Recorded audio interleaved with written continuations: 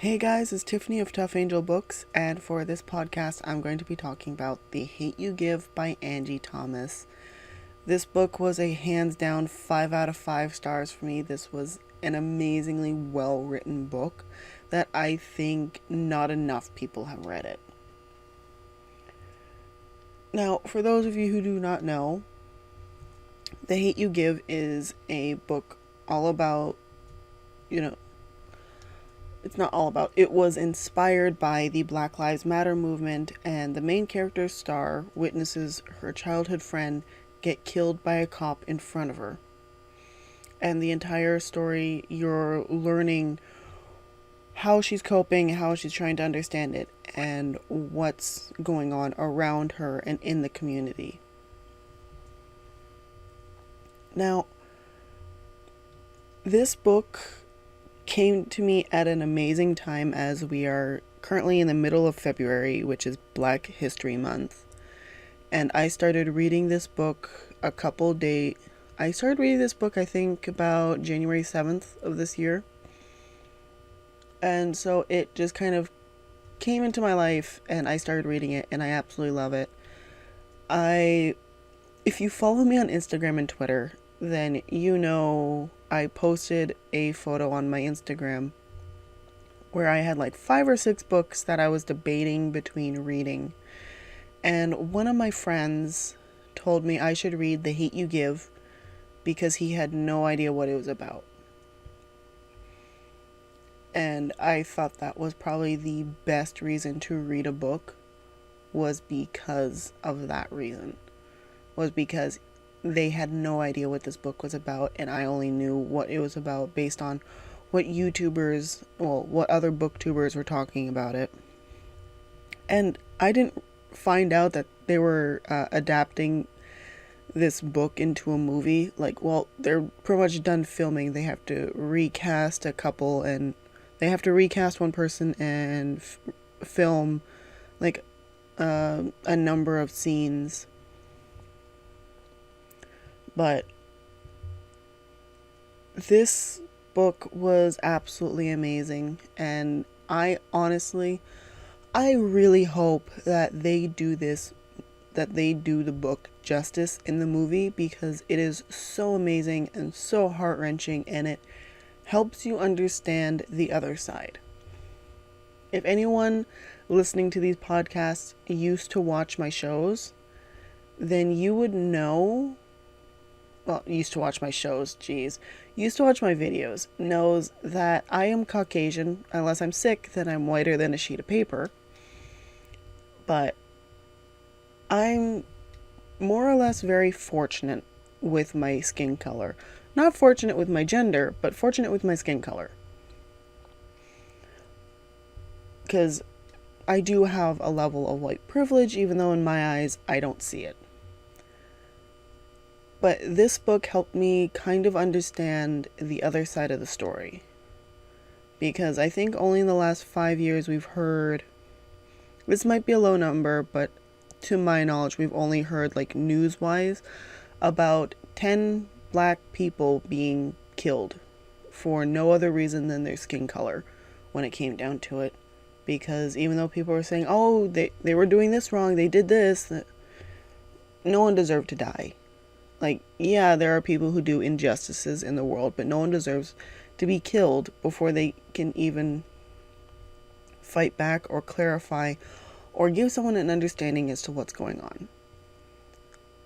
I have never understood why people target race so much. I'm not around a lot of people of color in my life, but even the people around me are just like, I don't understand this. I do not understand how the color of someone's skin affects their livelihood. I do not understand this. And me and the people around me, we all are on the same page with this, because we do not understand why color is such a massive, targeting point. I do not understand this. I will never understand why people will kill someone because of their color. And I find the fact that I read this book at the start of Black History Month and finishing it halfway through. Like, it took me 2 weeks to read this book, which is pretty fast for anything above 300 pages for me. Because this is no hate to any big books. I just seem to take a very long time with anything longer than 300 pages.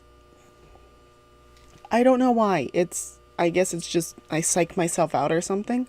So the fact that this took me 2 weeks to read, and I was reading like 95% of the time, I only took 2 days off where I did not read anything, and that was just due to exhaustion and other factors.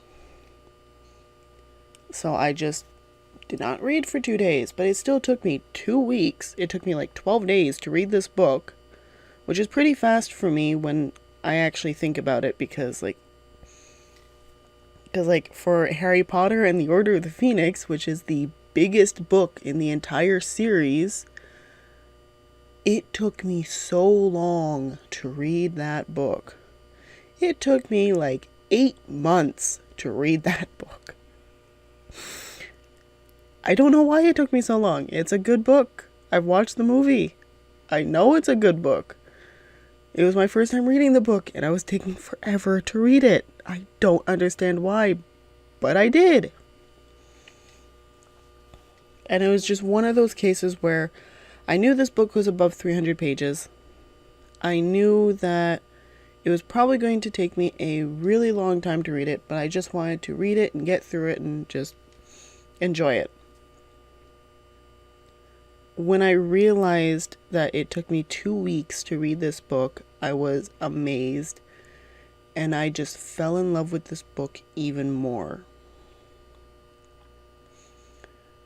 Because this book deserves so much recognition and deserves a lot of people to read this.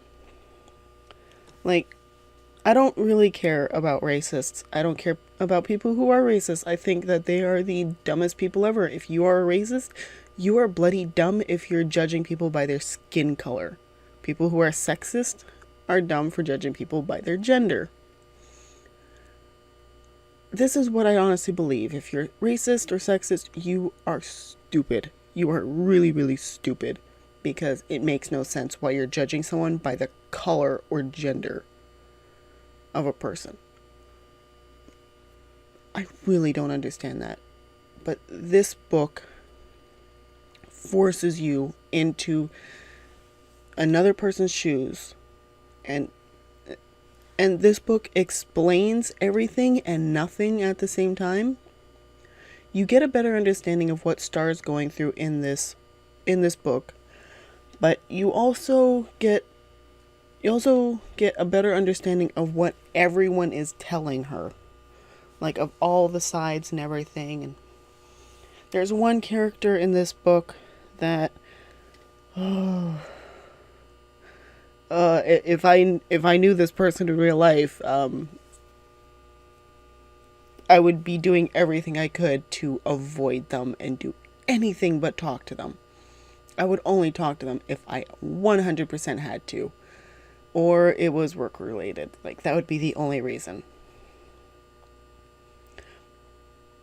But for the rest of the characters, for the most part, they were supportive, they were understanding, and they were willing to understand.